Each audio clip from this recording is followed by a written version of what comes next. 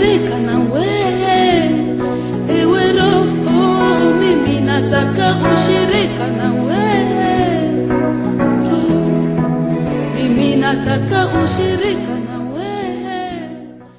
Wakati huu ningetaka nimkaribishe mtumishi wa Mungu ambaye tulikuja naye. Huyo mtumishi wa Mungu ametumika na Mungu miaka mingi.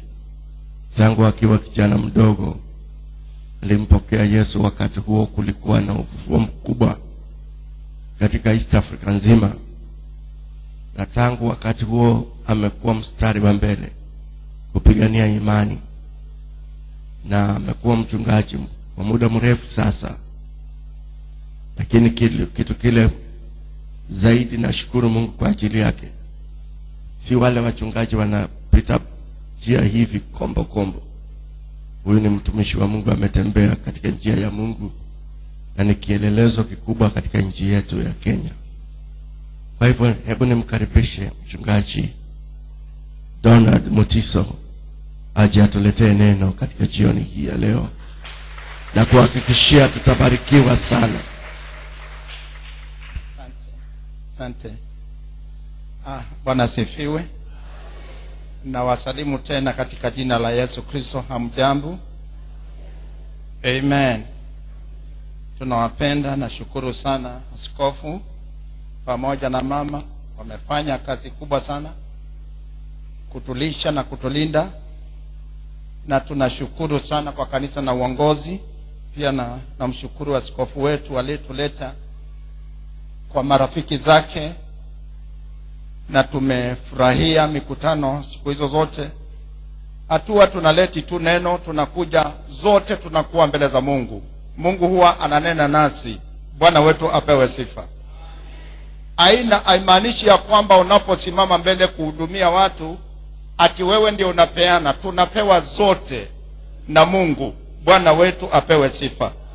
Na kwa hivyo ninaomba tuwe makini kila wakati Mungu anaponena kupitia watumishi wake.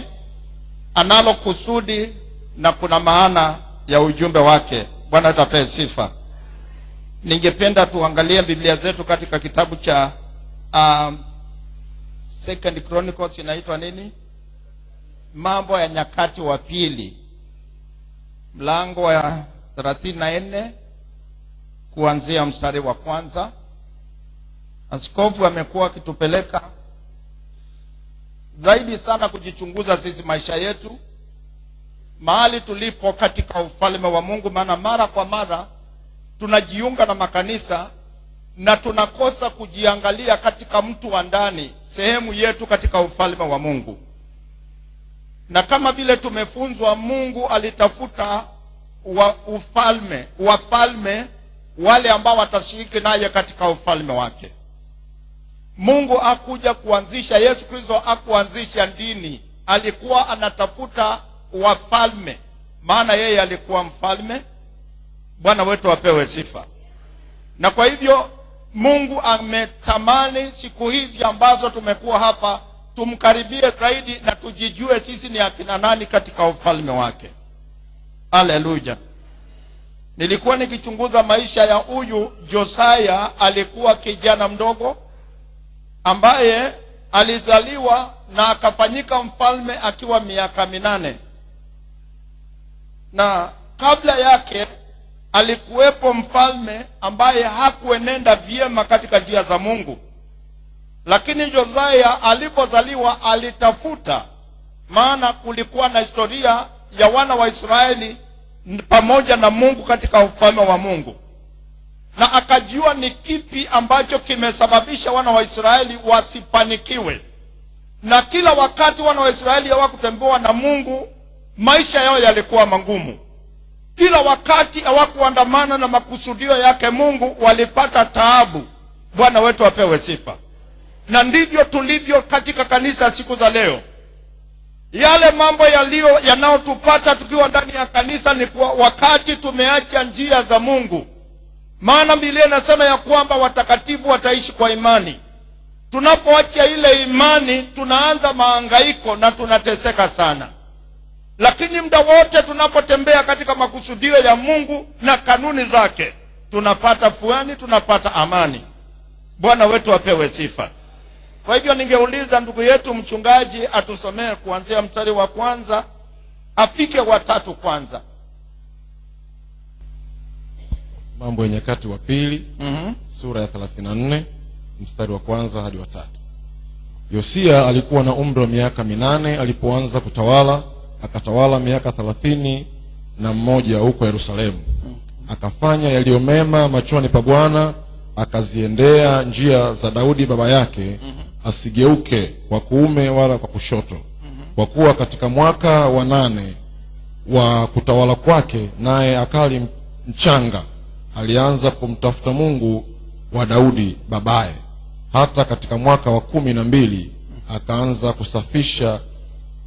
kusafisha Yuda na Yerusalemu kwa kuondoa mahali pa juu na kwa kuondoa maashera na sanamu za kuchora nazo za kusubu.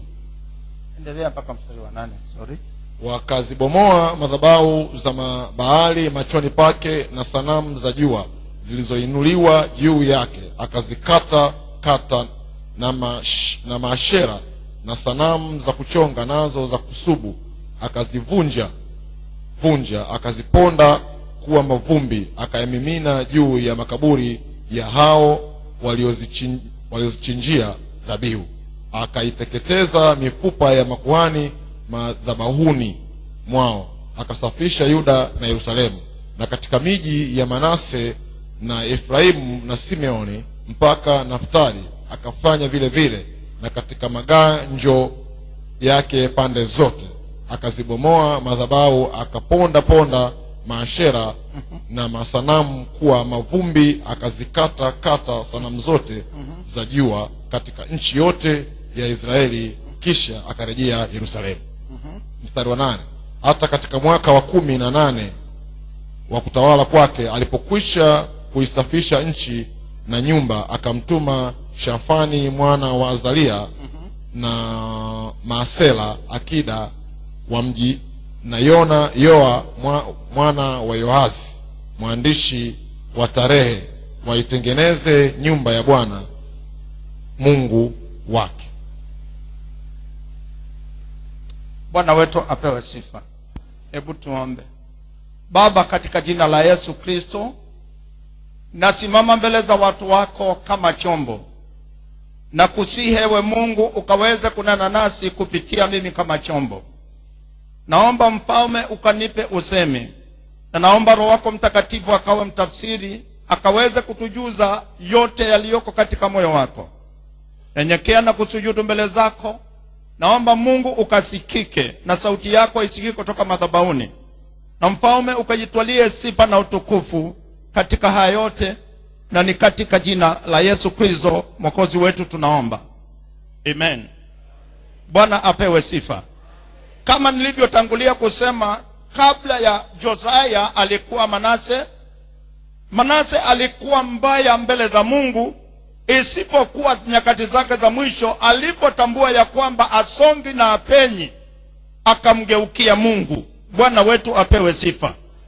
Wakati alikuta maisha hafanikiwi kamwe, kabla ajafa, Manase akamgeukia Mungu. Mlango wa 33 mstari wa 10, Biblia inasema ya kwamba naye Bwana, and the Lord spoke to Manasseh and his people, but they would not listen. Therefore the Lord brought upon them the captain of the army of the king of Syria, who took Manasseh with the hooks and brought him with the bronze fetter and carried him of Babylon. When he was in affliction, he implored the Lord his God and humbled himself greatly before the God of his father, and prayed to him, and he received in his entreaty all his supplication, and brought him back to Jerusalem into his kingdom. Then Manasseh knew that the Lord was God.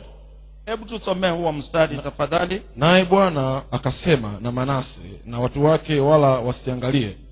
Kwa hiyo Bwana akaleta juu yao maakida wa jeshi la mfalme wa Ashuru waliomkamata Manase kwa minyororo, wakamfunga kwa pingu, wakamchukua mpaka Babeli.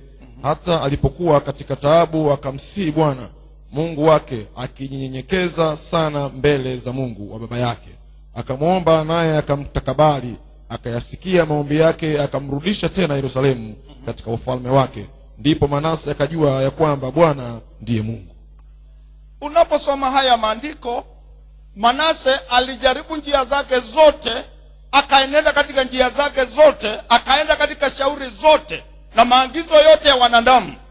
Lakini baada ya kutembea katika muda, alipatwa na shida, akapatwa na mambo mazito. Na Biblia inasema ya kwamba katika shida zake zote, alipoona ya kwamba apenyi na asongi, Biblia inasema ya kwamba akamgeukia, akamlilia Mungu. Maana wakati ule alipoacha njia za Mungu, Mungu alimpeana.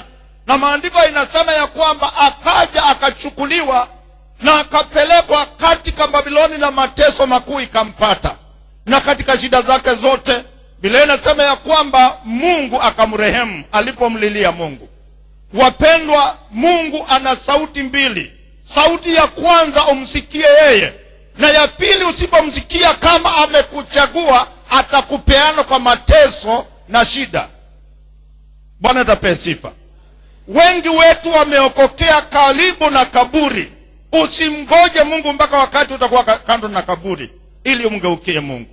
Ni heri ungesikia sauti yake kimapema na kumgeukia Mungu, ungepata neema yake Mungu kabla ya mambo kuwa maovu.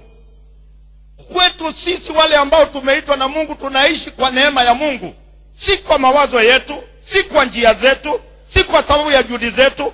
Tukifuata maagizo ya Mungu, tutapata kibali chake Mungu. Maana Mungu alipoumba mwanadamu na akamuita hawe naye, alitengeneza shamba la Edeni na akapanda kile mti uliyekuwa na matunda mazuri kwa chakula cha yule mtoto wake aliyemuita. Bwana atape sifa. Mungu alipokuita alikuwa na kusudi, na kama baba anajua mahitaji yako yote, kama baba anaelewa shida zako zote, kama baba anaelewa kile ambacho kinahitajika, na yote amesanya kwa ajili yako. Lakini hatujaonja, hatujafikia, maana tumekataa kuenenda katika njia zake na katika maagizo yake. Bwana atape sifa. Na ndiyo maana tumekuliwa na shida kila pande zote, kwa sababu hatujamfuata Mungu kikamilifu. Haitoshi kuwa mshirika wa kanisa, haitoshi hata kuwa mchungaji, haitoshi hata kuwa askofu. Kuna kule kutembea na Mungu. Mchungaji bishop wetu alitufunza juzi ya kwamba Mungu aliwaita waje kwake, hakutuita tuende kwa dini. Hatukuitia hata uaskofu. Uaskofu ni baadhi ya mapambo tunapokuwa katika safari. Cha kwanza ni kuwa na Mungu. Kitu cha kwanza ni kumpata Mungu. Bwana wetu apewe sifa. Haitoshi kuwa cheo ndani ya kanisa, haitoshi kupata kanisa nzuri. Hebu nikuambie ya kwamba usipompata Mungu hautafika na hautakuwa na tofauti. Bwana wetu apewe sifa. Wapendwa, tumtazamie Mungu, tumtumainie Mungu. Bwana atape sifa. Uambia watu kanisani, kama umekuja hata kanisani kwetu, kama hautampata Mungu haujafika. Haleluya. Bwana wetu ape sifa. Na kwa hivyo Yosia alipokuwa miaka 8, maandiko inasema ya kwamba akatambua kile ambacho kilikuwa kinahitajika, na akaanza kubomoa maashera na kuharibu madhabahu yote aliyekuta yalikuwa yamesimamishwa na Manase, yale ambao hakuwa amemaliza, na akafunja yote. Ukisoma pale utakuta kila kitu alifunja. Na baada ya kufunja, maandiko inasema ya kwamba wakati walikuwa wanafanya kufagia katika nyumba ya Mungu, kusafisha na kubomoa kila kitu yote, kuna kitu kilipatikana. Mstari wa 14. Pastor naweza kusomea verses 14. Mstari wa 14. Anasema, nao walipotoa ile fedha iliyoletwa nyumbani mwa Bwana, Hilkia kuhani akakiona kitabu cha Torati ya Bwana iliyotolewa kwa mkono wa Torati. Nimekiona nyumbani mwa Bwana. Hilkia akampa Shafani kile kitabu. Shafani akampelekea mfalme hicho kitabu. Tena akampasha mfalme habari akisema, yote yaliyokabidhiwa watumishi wako wayafanya. Hebu fika hapo. Bwana tape sifa. Akatumana nyumba ya Mungu isafishwe, hekalu lifagiliwe na fanyiwe repair kila mahali. Baada ya kubomoa maashera yote, walipokuwa wakifanya usafi ndani ya hekalu, Biblia inasema ya kwamba Hilkia akakipata kile kitabu. Bwana tape sifa. Wapendwa, ni jambo moja kubeba Bible yako na ni jambo lingine kulihubiri, lakini ni jambo la kipekee kukipata kile kitabu. Wengi wetu tunabeba Biblia lakini hatujaipata Biblia. Wakati utampata Mungu, Mungu atakupata. Na wakati Mungu atakupata, utapata vitu vya Mungu. Bwana wetu apewe sifa. Maandiko inasema ya kwamba walikuwa nahubiriwa kila wakati. Kulikuwa na kuhani kila wakati alikuwa nahubiri. Neno la Mungu lilikuwepo katika madhabahu. Lakini ni jambo moja kuhubiriwa na ni jambo la pili kumpata Mungu. Ni jambo moja kusoma Biblia na ni jambo lingine kuitambua Bible. Maandiko inasema ya kwamba walipokuwa wakifagia katika ule uchafu walipokuwa wakitoa, Hilkia akakipata kitabu. Biblia inasema ya kwamba akasema, I found the book. Biblia inasema ya kwamba akapeana na mfalme, akapelekewa. Na alipopelekewa, ni jambo lilikuwa la ajabu sana. Mfalme aliposikia kitabu kimepatikana na akasomewa na akakuta ile hukumu iliyopo kwa wale ambao wanahubiriwa na wale wanahubiri na wafuati maagizo ya Mungu, maandiko inasema ya kwamba akatetemeka sana na akahofu sana. Wapendwa, hakuna hofu kanisani siku ya leo kwa watenda dhambi, kwa sababu you have not found the book. Hii kitabu hatujakipata. Tunakibeba lakini hatujakipata. Bwana atape sifa. Kinaweza kuhubiriwa na kila mtu, lakini sio kila mtu anakipata. Maana unapokipata kitabu hiki, kinakuwa hai kwako. Maneno yake ya hii kitabu inakuwa hai kwako. Haya maneno ni uzima kwako. Haya maneno ni uhai kwako. Ukiyapata, utayazingatia. Bwana wetu apewe sifa. Na unapotenda makusudio ya kitabu hicho, utakavyokipata kitakuwa hai kwako, na maneno yake itajenga nyumba kwako. Maneno yake itajenga watoto wako. Maneno yake itakupatia chakula. Maneno yake itakupatia amani. Maneno ya kitabu hiki yatakuwa hai kwako. Itamaanisha kile inasema. Usichokipata, hata kinachohubiriwa, kitakuwa ni kama historia. Haleluya. Maana inabebwa na kila mtu mtaani. Wanaisoma wanataperi, wanaisoma wanaasi, wanaisoma wanasherati, wanaisoma wanataperi watu. Ni kwa sababu hajapata kile kitabu. Maandiko inasema walipobomoa yale maashera. Usipobomoa yale madhabahu ya shetani ndani yako, uijapokuwa unakibeba, hautakipata. Bwana wetu ape sifa. Maana hiki kitabu ni siri. It's a mystery. Ndiyo kitu ambacho askofu alikuwa anahubiri. Ni kitabu ambacho si cha kawaida. Maana ni Mungu. Maandiko inasema hapo mwanzo palikuwepo na Mungu na neno. Na ile neno lilikuwa pamoja na Mungu. Na ile neno lilikuwa Mungu. Hiki kitabu na Mungu ni kitu kimoja. Na huwezi kukipata ukiishi maisha ya kawaida. Huwezi ukakipata ukiishi maisha ya kila ya ulimwengu. Usipokuwa tofauti na wengine, utakipata hiki kitabu. Bwana wetu ape sifa. Walikuwa nacho, lakini wakati walikuwa wajabomoa maashera hawakukipata. Lakini baada ya kubomoa madhabahu yote ya shetani na kuondoa kila uchafu wote katika nyumba ya Mungu, anasa yote kuondolewa ndani ya nyumba ya Mungu, wapendwa, tumepanua makanisa makubwa sana. Na tumekuwa na kwaya kubwa sana. Tumekuwa na waimbaji wa kimataifa. lakini kitabu hakijapatikana. Ndiyo maana watu wanatenda dhambi. Ndiyo maana kila aina ya hali ya maisha inapatikana ndani ya kanisa. Lakini yule ambaye anapata kitabu anakuwa tofauti. Bwana wetu apewe sifa. Yosia alishangaa sana, alitetemeka aliposikia ya kwamba kitabu kimepatikana. Ukisoma pale na uendelee mbele utakuta ya kwamba hata makuhani walikuwa wameenda kutafuta vibarua. Hakukuwepo na chakula ndani ya nyumba ya Mungu. Bwana sifiwe. Hata hekalu, nyumba ya watumishi wa Mungu, ilikuwa imekondeshwa kwa watu wa nje. Lakini wakati kitabu kimepatikana, urejesho ukaanza. Ukiendelea pale mbele, hata fungu la 10 lilikuwa linatolewa.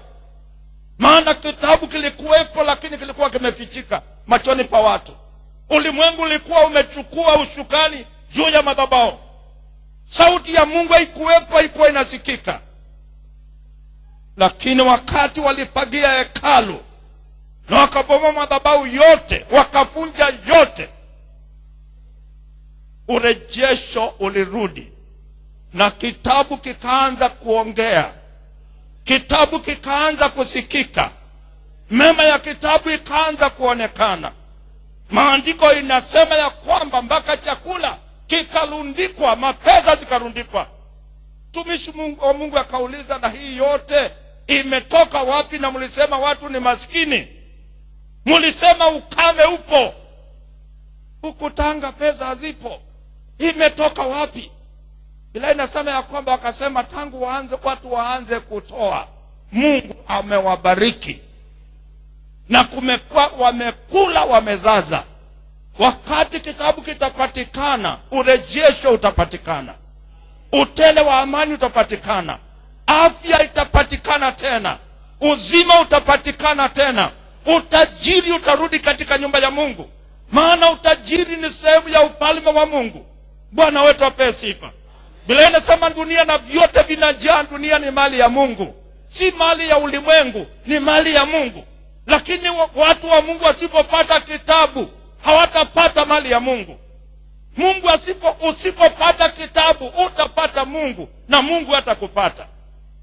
Kuna vitu ambavyo havitaendelea katika nyumba ya Mungu tusipoenenda katika njia za Mungu. Bwana apewe sifa. Maana tumekaa, tumerudi nyuma, tukarudi, lakini Biblia tukutupa, tumeacha nazo. Tumekaa madhabahuni tukiwa na madhabahu mengine ya kigeni. Unahitajika Yosia akuja fanya kazi. Unajua Yosia ni nani? Ni wewe na mimi. Kila mtu angalie kwake, ninaenendaje? Maisha yangu yako namna gani? Niko wapi? Na kitabu kina maana gani katika maisha yangu? Unaweza kuwa nacho na usikipate, na usichokipata Mungu atakupata. Na usipopata Mungu utapata amani, usipopata Mungu utapata urejesho, na utapata afya, na kila jambo litakuwa la shida kila mahali kwetu sisi. Maana kila kitu jibu lake ni Mungu. Everything centers at the God. Afya inakamilika tu ndani ya Mungu. Utajiri ni kwa Mungu, amani ni kwa Mungu. Watoto wetu, amani katika familia zetu inakutana kwa Mungu. Kila kitu yote, everything centers at God. Bwana wetu apewe sifa. Na haitafanya kazi kama Biblia haitakuwa inamaanisha chochote. Mahubiri kama imaanishi chochote. Maana tunaimba wimbo wote ule tu bila kujali ni wimbo wana gani na unasema nini. Tunaishi maisha tu bila kujali Mungu. Na hebu niwaeleze, Mungu yuko kila mahali. Kwa nyumba yako, kwa chumba cha ndani, mahali umejifungia ndani ya choo yuko. Daudi akauliza, niende wapi nijifiche uso wa Mungu? Hamna mahali unaweza kujificha. Na wakati Mungu anasikia dhambi, maandiko inasema ya kwamba ni mfanye kambi iwe safi, mtakaze kambi. Maana ninapokuja kuwasaidia, nikisikia harufu mbaya, dhambi inanuka kama mafi. Na Mungu akikuta mahali kuna dhambi ni kama anasikia pupu, yani hawezi kukaa mahali pale. Dhambi ni mbaya, inanukia mbele ya mafua ya Mungu. Maandiko inasema atendaye dhambi ni wa ibilisi. Hata kama ni mchungaji ni wa ibilisi, hata kama ni mwimbaji ni wa ibilisi. Hajamuona Mungu na hajamtambua, huyu mtu hajapata kitabu. Bwana wetu apewe sifa. Na wapendwa, hatutafanikiwa tunapoishi katika dhambi. Hakuna ufanisi kamwe. Tutakuwa wa Mungu wakati tutakuwa kama Mungu. Maandiko inasema yeye ni mtakatifu, na wale wanalitaja jina lake, wacha wahubiri wanaolitaja jina lake, hawana budi kujitenga na uovu. Kama unalitaja jina la Mungu, jiepushe na uovu. Kama unamtaka Mungu akusaidie, jiepushe na uovu. Wokovu ni kuacha dhambi, ni kutenganishwa na dhambi, si kuwa na kanisa. Wengi wetu tunaishi tunafikiria kwamba kwa sababu nimejiunga na hili kanisa la kiroho mimi ni wa kiroho. Hapana. Kiroho ni maisha yale umechagua kuishi. Bwana wetu apewe sifa. Kuokoka ni kuachana na ulimwengu na maisha yote ya dhambi, ni kutengwa kuwa na Mungu ili uwe mke wa Kristo. Maana mke anayeolewa anazingatia mapenzi ya bwana yake. Kama tumeolewa na Kristo, hauna budi. It's not, you are not aombwi. Unaamrishwa uishi kama vile atakavyo. Bwana apewe sifa. Wapendwa, Ukristo umedharauliwa kwa yale maisha tunaishi mitaani. Niliokoka nyakati zile ufufuo ulikuwa. Bwana tukuzwe. Mahali ambapo ulikuwa unaokoka, unajitenga na dhambi, unakuta ya kwamba mwanaume na mwanamke kwake hakuna tofauti. Tulipookoka tungeshiriki, tungekaa katika ushirika chumba kimoja, tukimaliza fellowship saa 8 ya usiku karibu asubuhi, tunajilaza pale katika chumba moja, tunajifunika blanketi moja, na ungeruhusiwa huisi ya kwamba kuna mtu wa kike na wa kiume. Tulikuwa tumekombolewa kukombolewa. Lakini leo, siku ya leo, ni wanawake na wanaume warembo tu na vijana wa kawaida. Wanasifiwe. Haungesikia ati kuna mimba ndani ya kanisa, lakini leo wanazaa kama ulimwenguni. Ni kwa sababu hajapata kitabu. Bwana apewe sifa. Yosia wakati alisikia kitabu kimepatikana, alisema haja wasomewe mambo ya kile kitabu vile kinasema. Bwana wetu apewe sifa. Unajua kile kilipatikana akiendelei vizuri ni ibada. Aliposomewa kile kitabu, alikuja ya kwamba hakuna ibada tunafanyanga. Tunakuwa na makanisa lakini there is no worship. Bwana apewe sifa.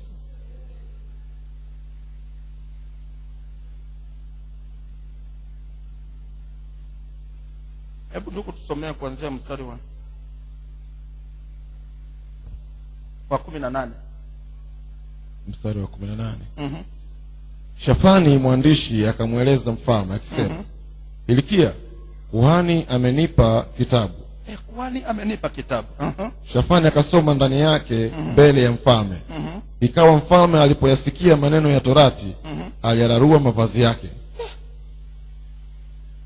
Endelea. Mfalme akawaamuru Hilkia na Ahikamu mwana wa Shafani na Abdoni mwana wa Mika na Shafani mwandishi na Asaya mtumishi wa mfalme kusema, nendeni mkamuulize Bwana kwa ajili yangu na kwa hao waliosalia. Endeni maombi.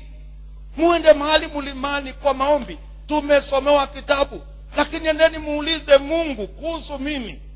Where am I in God? Niko wapi? Anaponiangalia kabiru yake niko aje? Na ufalme wangu uko namna gani? Na kanisa liko lipi? Na ibada iko vipi? Hebu soma ndugu yangu. Waliosalia wa Israeli na wa Yuda katika habari za maneno ya kitabu kilichonenwa, kilichoonekana. Maana ghadhabu ya Bwana ni nyingi iliyomwagika juu yetu, kwa sababu baba zetu hawakulishika neno la Bwana, kutenda sawasawa na yote yaliyoandikwa kitabuni humo. Basi Hilkia na hao waliotumwa na mfalme wakamwendea Hulda nabii mkewe Shalumu mwana wa Tohathi mwana wa Hasra mtunza mavazi, naye alikuwa akikaa Yerusalemu katika mtaa wa pili. Wakasema naye kama hayo. Akawaambia, Bwana Mungu wa Israeli asema hivi, mwambieni mtu huyu aliyewatuma kwangu, Bwana asema hivi, angalia, nitaleta mabaya juu ya mahali hapa na juu ya wakaao, laana zote zilizoandikwa katika kitabu hicho walichokisoma mbele ya mfalme wa Yuda, kwa sababu wameniacha mimi na kuifukizia uvumba miungu mingine, ili wanikaribishe mimi kwa matendo yote ya mikono yao. Kwa hiyo ghadhabu yangu imemwagika juu ya mahali hapa, wala isizimike. Lakini mfalme wa Yuda aliyewatuma kumuuliza Bwana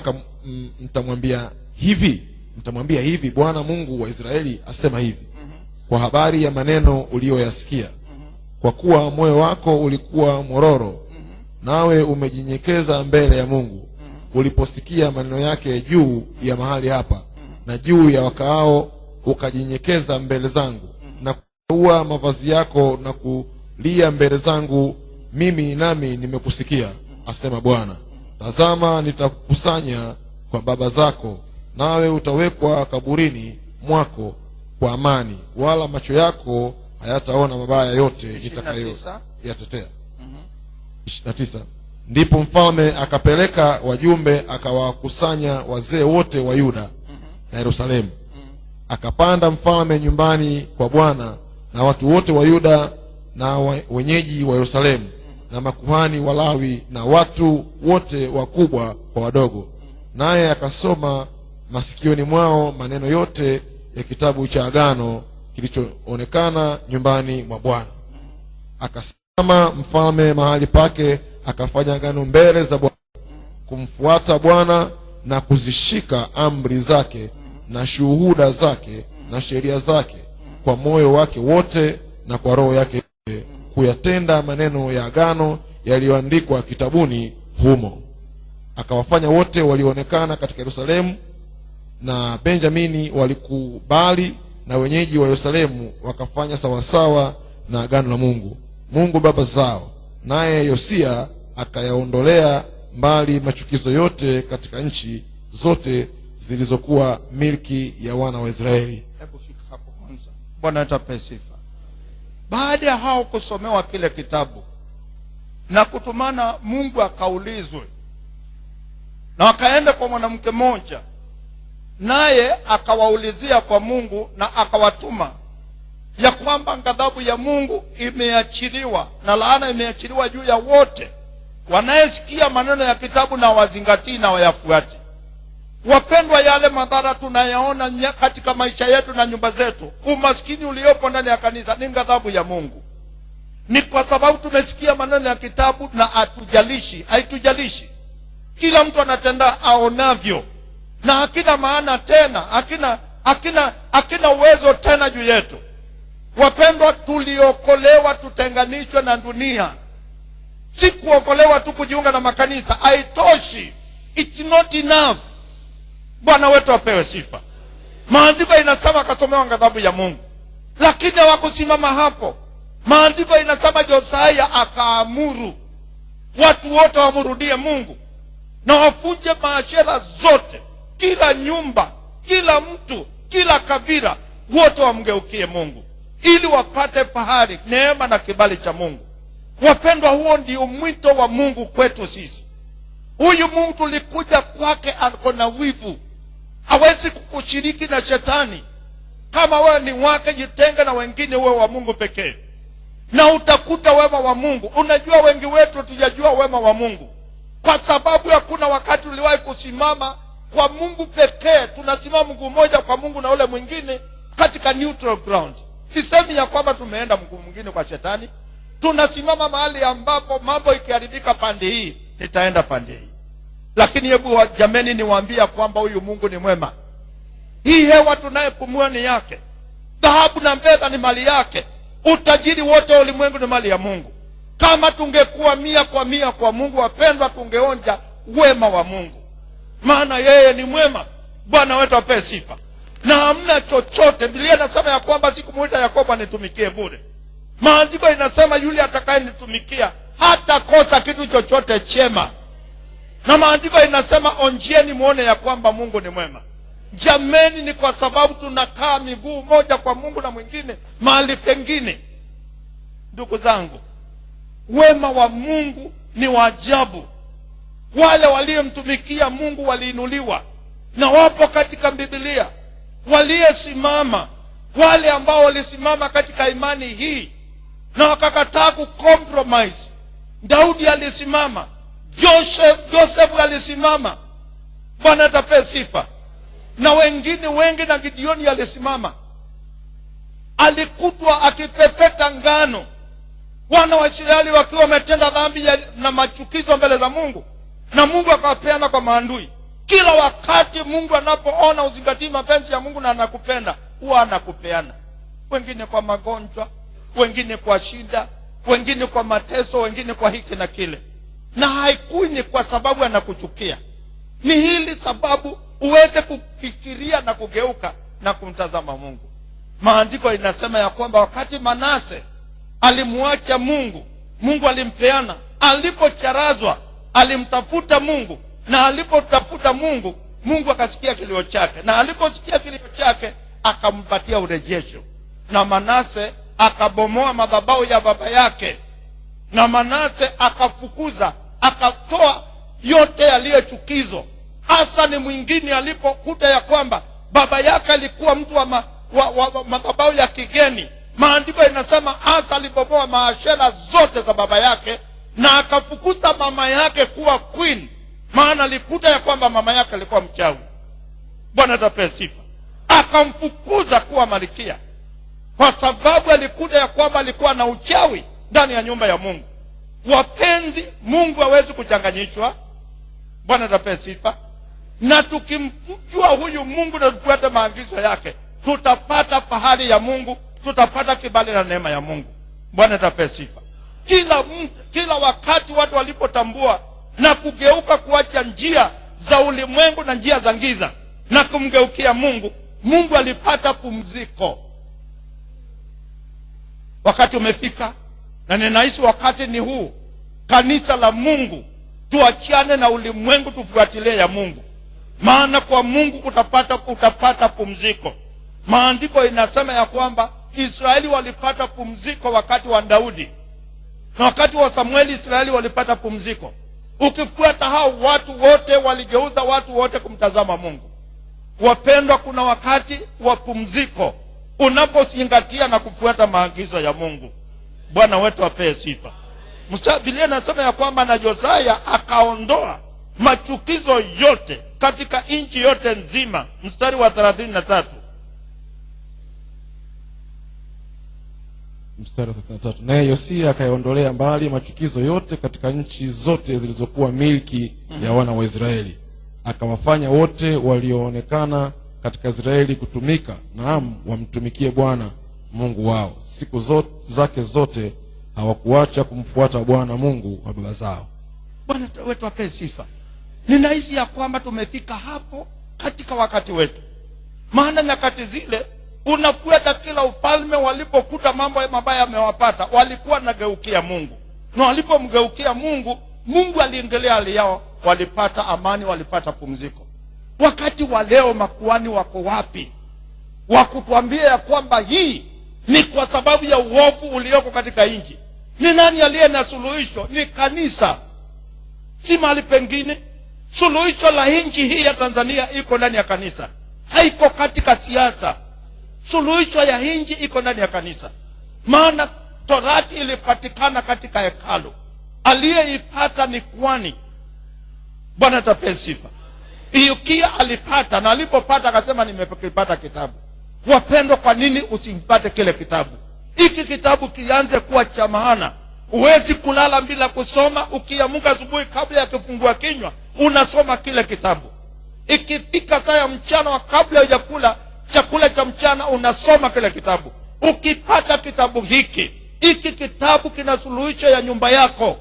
Hiki kitabu kina suluhisho ya uchumi wa nyumba yako. Hiki kitabu kina suluhisho ya kule uendako. Hiki kitabu ni ramani, ni map, ni ramani ya kule ambako unaenda. Kinakuonyesha njia ya maisha, kinakuonyesha njia ya ufanisi, kinakuonyesha njia ya familia.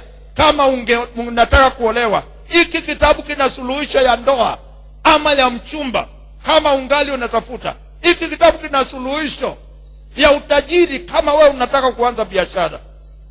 Bwana atapee sifa. Akatokea msichana mdogo aliyekuwa anaitwa Ruth. Huyu Ruth alikuwa Moabu, na alipokuja kukutana na nyumba hii ya Elkana, maandiko inasema ya kwamba alikuta hao walikuwa na tumaini, na kule Moabu hawako na tumaini. Alipokuta ya kwamba hao ni wale watu wa Mungu, na alikuwa amesikia ndizi hao watu wanakuanga na agano na Mungu, akasema ninajiunga na watu wale wako na agano. Wapendwa, tuliingizwa katika agano na Yesu Kristo, agano la Abrahamu. Tunalo tumaini, tunaye mwenyewe, sisi na wa mwenyewe Mungu. Lakini kuna katiba, kuna taratibu ya kuambatana na yeye, ili tukaweze kumiliki na kurithi yale ambao ni ya Mungu wetu. Na suluhisho tu si kujiunga na kanisa, maana hapo ndipo tulipo. Unakuwa tu memba ya kanisa, mshirika. Washiriki hawana sehemu. Bwana apewe sifa. Tulikuwa tunafunzwa juzi kuhusu washirika, na kutoka washirika wanafanyika disciple, wafuasi. Na kutoka pale kuna sehemu ya tatu, wanakuja wanafanyika watendakazi. Na kutoka pale wanasonga, wanakuwa wanafanyika wana. Na kutoka wana wanakuwa wanafanyika kuwa watawala, wafalme. Maana kabla hujakuwa mwana huwezi kuwa mrithi. Na wengi wetu tumekwamia tu sehemu ya kuwa washirika. Hatujakubali kuwa wanafunzi, wale ambao wanaketi wanafuata mwalimu kila mahali anaenda. Na hatujakubali kuwa watenda kazi.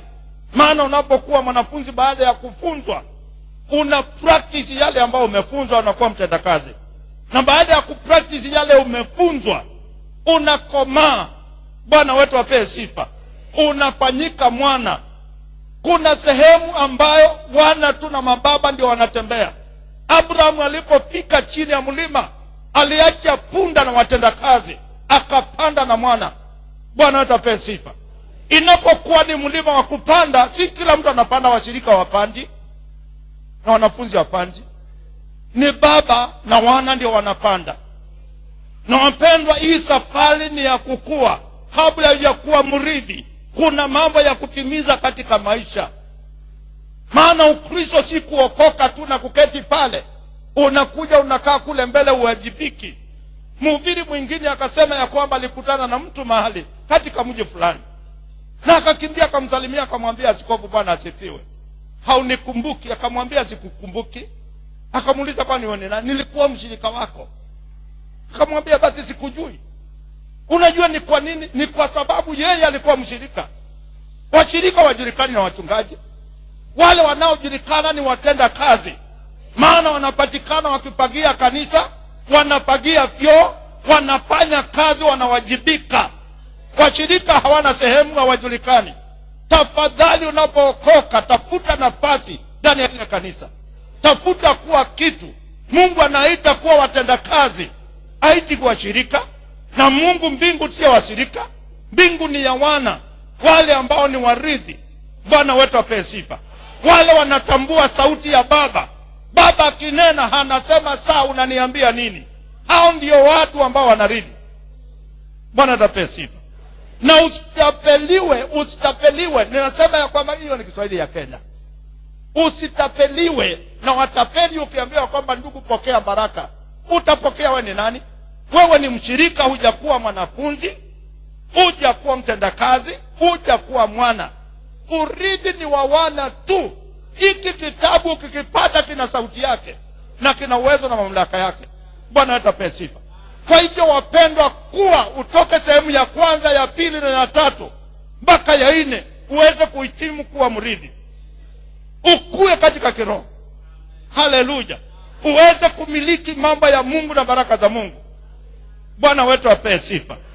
Huyu Josiah hakuwa priest, alikuwa mfalme, lakini huyu hakuwa mshirika ndani ya kanisa. He was a member of a church, lakini tu alisema ya kwamba sitabaki kuwa mfalme, nitasonga zaidi.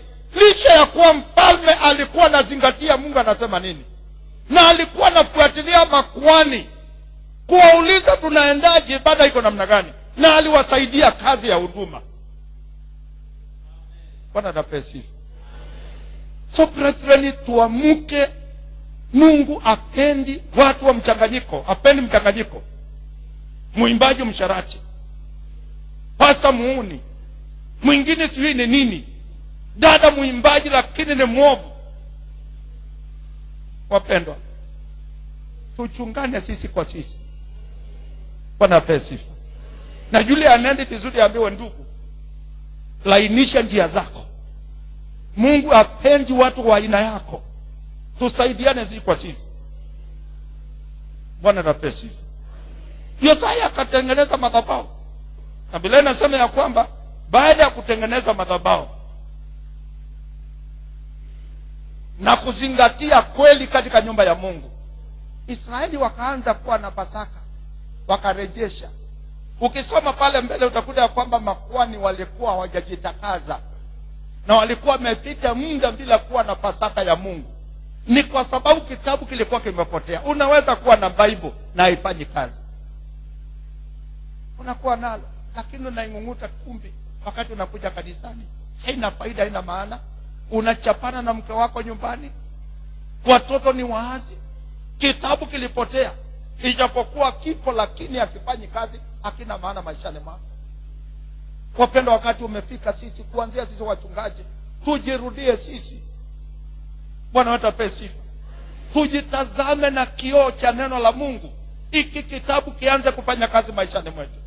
Tujue ya kwamba Mungu anakutaka wewe ukuwe biharusi wake, biharusi ambaye ako na nidhamu na tabia kwa kuvaa na kuishi na kutembea na kuongea.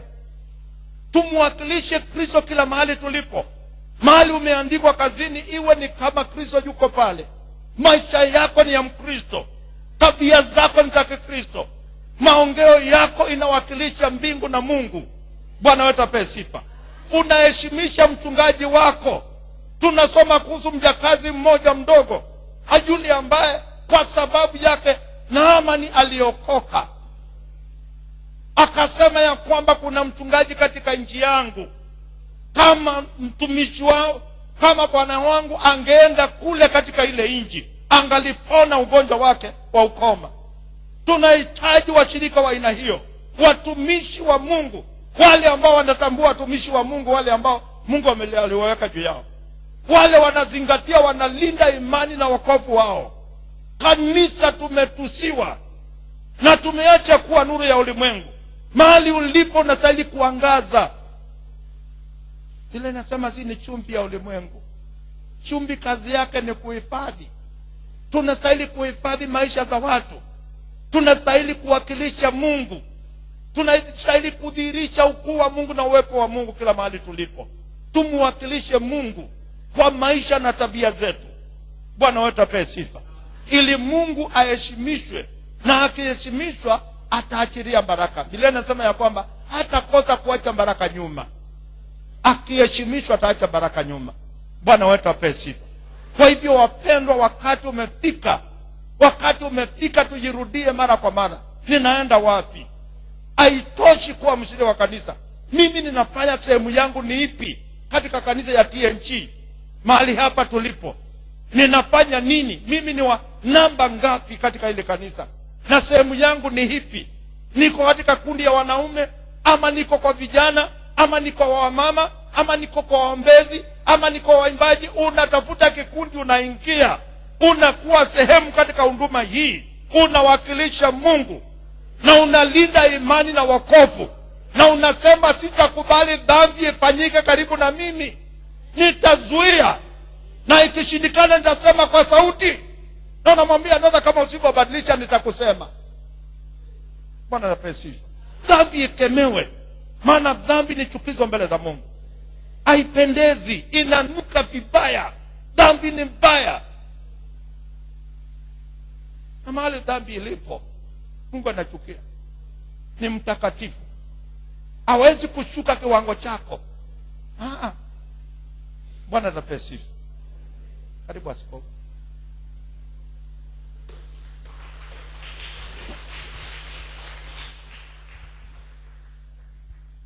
Tumesikia sauti ya Bwana siku hii ya leo, na wakati tunasikia sauti ya Bwana, Biblia inasema ukisikia sauti yake usifanye moyo wako kuwa mgumu. Na leo tumesikia Mungu kuna kitu anasema ya kwamba lazima kwanza tutafute kile kitabu.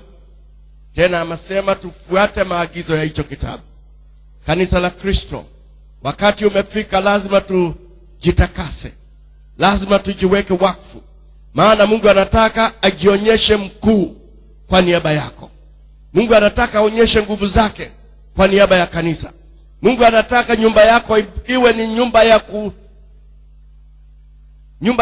inavutia watu ambao hawajampokea Yesu Kristo, waone utofauti katika nyumba yako, maana Mungu alisema ataangaza katika maisha yako. Je, leo utampatia nafasi? Utasemaje kwa maneno hayo Mungu amesema? Siku hii ya leo utaondoa ule uchafu, utaondoa uchafu maishani mwako, utaondoa hayo machukizo, utaondoa hiyo ibada ambayo haifai, utaiondoa katika maisha yako.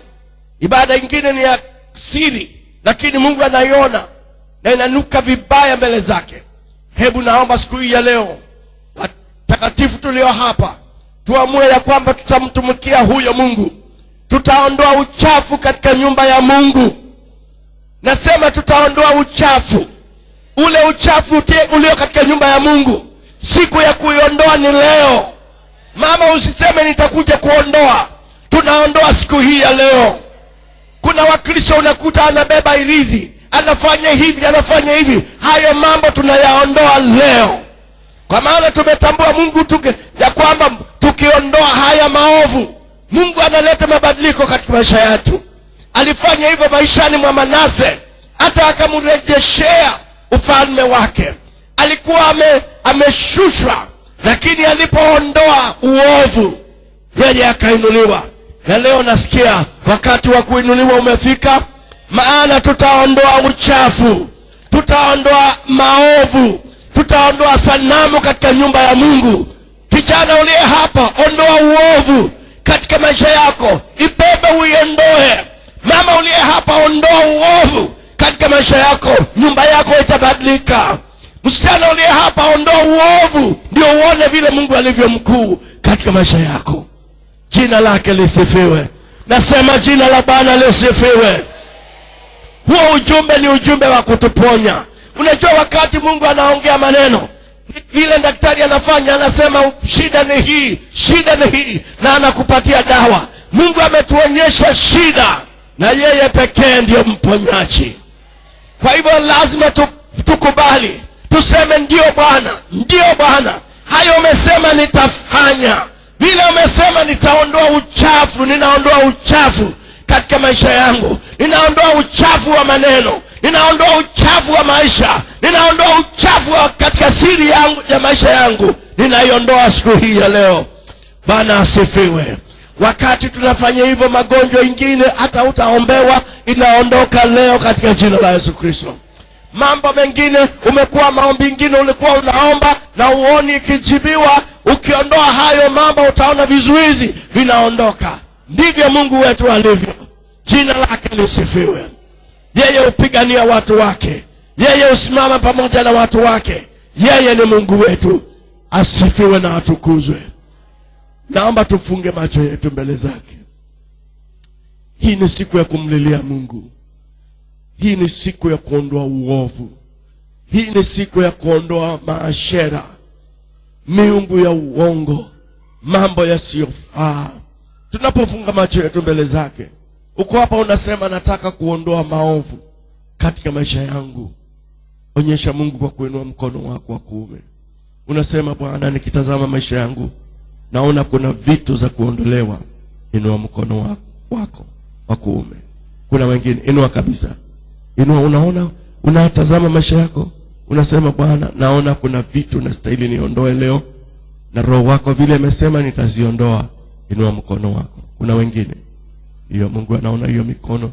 Kuna wengine unasema, nikitazama maishani mwangu kuna vitu naona zinastahili ziondolewe katika maisha yangu. Inua mkono wako. Inua mkono wako wa kuume. Naona mkono huo mwingine. Kuna mwingine Roho Mtakatifu anazungumza na wewe, wala usijifanye usikii sauti yake. Kuna mwingine, yes, naona hiyo mkono. Kuna mkono mwingine. Kuna mwingine unasema, Mungu, ndio naona hapo. Roho Mtakatifu akikuonyesha, akionyesha kidole katika maisha yako, akwambie hili jambo liondoke katika maisha yako, inua mkono wako. Kuna wengine Roho anakuambia hapa rekebisha hapa. Ndio Mungu anaona huo mkono. Kuna mwingine unaona jambo lisilofaa katika maisha yako, unasema, Mungu ni rehemu, Mungu niko tayari kuondoa hili jambo. Kwa wengine itakuwa ngumu, itakuwa uchungu, lakini umeambia Mungu nitaliondoa. Inua mkono wako. Kuna mwingine, ndio naona huo mkono mwingine. Wale mmeinua mikono, hebu weka ni chini. Kuna mwingine mmeinua, hebu weka chini. Kuna mwingine unaona jambo katika maisha yako, unasema hili jambo nataka liondoke. Inua mkono wako. Inua mkono wako. Ningetaka sote tusimame, sote. Hebu tusimame zote mbele za Mungu. Nauliza tufunge macho yetu. Nitauliza swali lingine. Uko hapa na hujaokoka, hujapeana maisha yako kwa Yesu. Labda wewe mshiriki wa kanisa hili, lakini ndani unajua hujaokoka, na unasema, mchungaji, niombee leo, nataka Yesu atawale maishani mwangu. Inua mkono wako mahali ulipo. Kuna moja, inua. Unasema, nataka wokovu siku ya leo, maisha yangu hayafai mbele za Mungu. Kuna moja, nataka hao wote, watu wale wagonjwa. Uko hapa, wewe ni mgonjwa, au kuna mambo unasema, leo narekebisha njia zangu na kuna muujiza nataka katika maisha yangu. Hebu toka mahali ulipo uje usimame hapa mbele, na tuamini Mungu, leo ni siku ya miujiza, kwa sababu tunarudia kile kitabu. Tufanye hivyo haraka. Wewe uko hapa, wewe ni mgonjwa. Wewe uko hapa, kuna mambo unaona magumu katika maisha yako, unasema, nataka Bwana anisaidie. Hebu songeni mbele haraka. Au wewe uko baadhi ya wale waliinua mkono, unasema, ningetaka, kuna mambo unataka kuacha, unasema, Mungu, nahitaji nguvu zako, nahitaji msaada. Unaweza kuungana na wale. Hebu tufanye hivyo haraka katika jina la Yesu Kristo. Can we sing a song as we do that? Uko hapa, unasema, Mungu, sababu yeye anaweza, yeye Bwana atafanya maajabu katika maisha yako. Yeye Bwana atakutendea. Wale mmekuwa na magonjwa ambayo yamekaa miaka mingi, siku ya leo, kwa sababu ya ile hatua tunachukua, siku ya leo ni ya kuwekwa huru na hayo magonjwa na hayo tabia zingine mbaya katika maisha yako ambazo ni chukizo mbele za Mungu, zinaondoka siku hii ya leo. Leo ni siku ya miujiza. Ningetaka tumwamini Mungu ya kwamba maisha yetu yatabadilika. Maisha yetu yatabadilika. Magonjwa ya kansa, magonjwa ya kila aina, mambo mengine umejaribu magumu, imekuwa haiwezekani. Dhambi zingine zimekuwa zinakushika, zinakufunga. Leo naamini ya kwamba Bwana anakufungua. Leo ni siku ya kufunguliwa. Leo ni siku ya kuguzwa na Mungu. Leo ni siku ya maisha yako kubadilika. Leo ni siku nyumba yako inabadilika. Leo ni siku utaanza kutembea katika njia za Mungu. Leo ni siku mambo yatabadilika katika maisha yako. Leo ni siku ya miujiza, na hizi nguvu za Bwana mahali hapa, na Bwana anayetupenda, Bwana aliye mwenye nguvu atatenda maajabu katika maisha yako. Leo magonjwa ambayo yamekaa milini ya watu miaka mingi inaondoka, maana yeye ni mtakatifu. Son, please lead us. Hebu tuimbe. Hallelujah. Wakati usote tusoke mbele zake Mungu.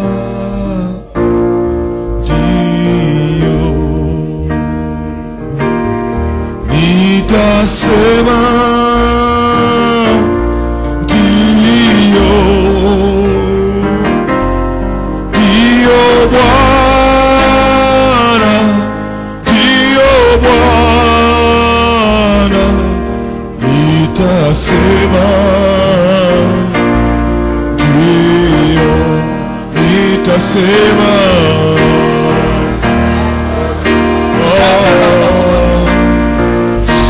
mimi nitasema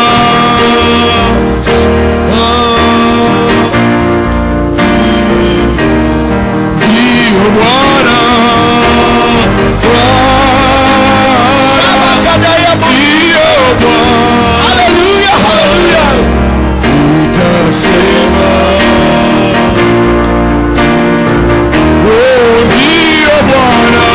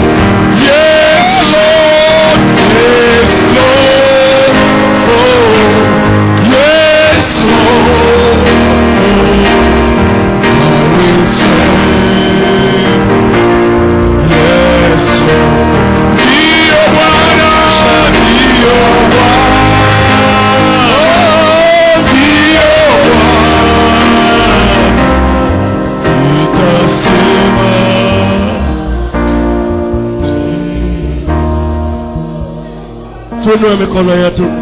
Nitaomba wachungaji wapite pale wakiombea watu. Na wakati kuna huyu mtu umekuwa na shida ya moyo, ugonjwa wa moyo, na Yesu anauponya wakati huu. Moyo wako umekuwa ukipiga kwa nguvu sana, na leo ni siku ya uponyaji. Leo ni siku ya uponyaji. Haleluya. Leo ni siku ya maajabu. Leo ni siku ya kukombolewa.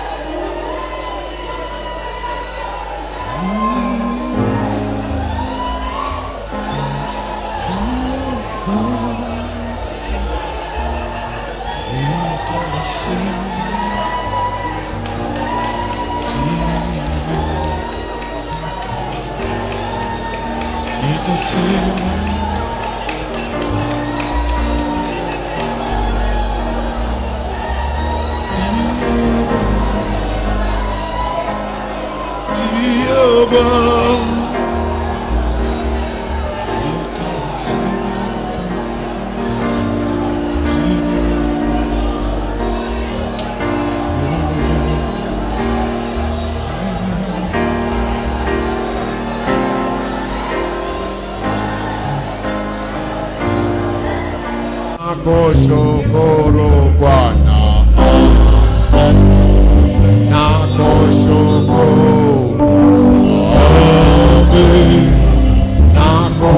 nakushukuru, amen.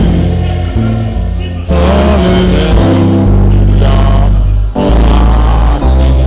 Hebu kila mmoja namshukuru Bwana. Bwana ametenda mema, ametenda miujiza, ameponya wagonjwa. Shukuru Bwana kwa lile ambalo amekutendea. Baba, katika jina la Yesu Kristo, ninakushukuru Bwana kwa mtembeleo wa Roho Mtakatifu katika ibada hii. Ninakushukuru Bwana kwa uwepo wako. Ninakushukuru Bwana kwa nguvu za Roho Mtakatifu ambazo Bwana zimekuwa ni utembeleo wa kipekee katika ibada hii ya jioni ya leo. Bwana, mbariki baba huyu, bariki mama huyu, kijana huyu. Bwana, wabariki watumishi wako hawa ambao Bwana nguvu zako zimewagusa. Wape maisha yaliyobadilika, wape maisha ya kiroho yenye ushindi. Bwana, tujalie ushindi kama kanisa na kama watu wako, katika jina la Yesu Kristo. Bwana, usimamaye mbele yake akubariki. Bwana, usimamaye mbele yake akuhifadhi. Bwana, usimamaye mbele yake akuinue kiroho, kiafya na hata kiutumishi, kwa jina la Yesu Kristo, mwana wa Mungu aliye hai, tunaomba hayo, na wote tuseme amen. Tumpe Bwana salati ya makofi. Mimi nataka ushirika na wewe. Mimi nataka ushirika na wewe.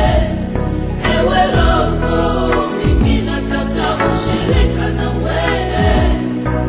Roho, mimi nataka ushirika na wewe. Ewe Roho